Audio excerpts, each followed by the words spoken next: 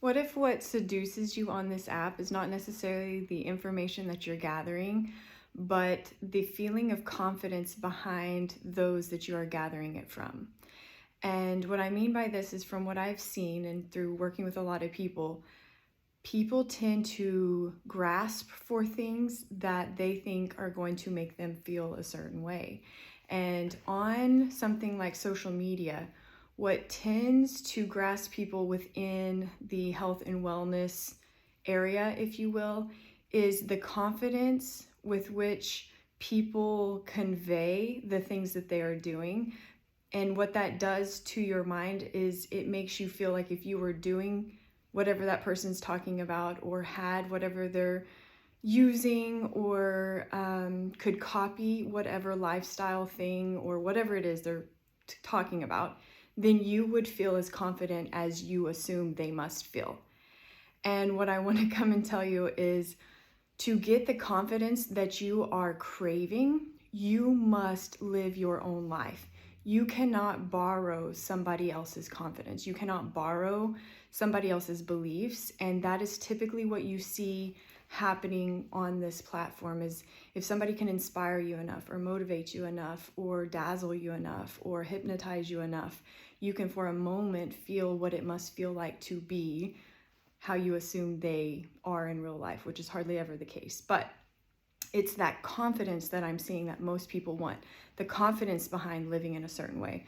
The confidence behind trusting that your body only knows how to heal, and that your life is your medicine, and you can live in a certain way to dictate and alter how you feel and experience in your life. And you can be free from all of medicine, all of supplements, all of pharmaceutical inputs and manipulation-based intervention therapeutics. And to have that, you absolutely must go all in the experiencing of your life.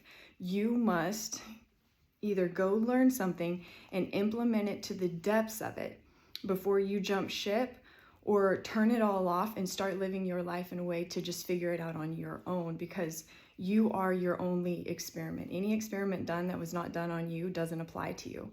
So you'd learn more through living and implementation of these different concepts on your own than you would reading them in a book and just staying in the intellectual realm of what is available to you. So a good explanation of this is actually when I learned how to surf.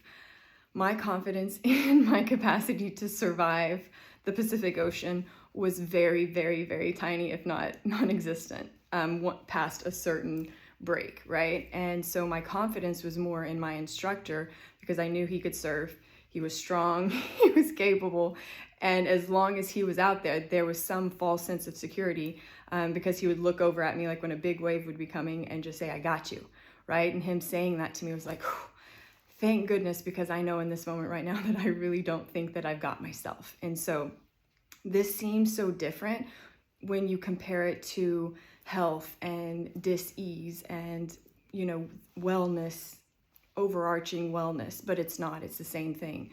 What I had to see was that there was a false sense of security. Yes, he could have potentially intervened at some point if I really needed help, but the truth of the matter is that I was out there on those waves by myself, and that I was actually needing to depend on myself and myself alone. And then the confidence comes from not looking to him as my savior or my safety net or my life vest or whatever you want to call it, but realizing that the whole time it was me out there surviving these things, staying on a board, not drowning, basically.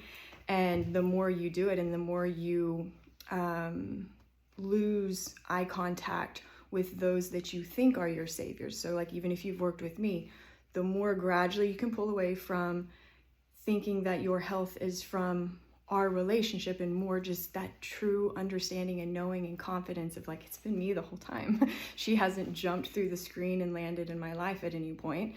There may be an echo of me in there through the education piece, but it's been you the whole time.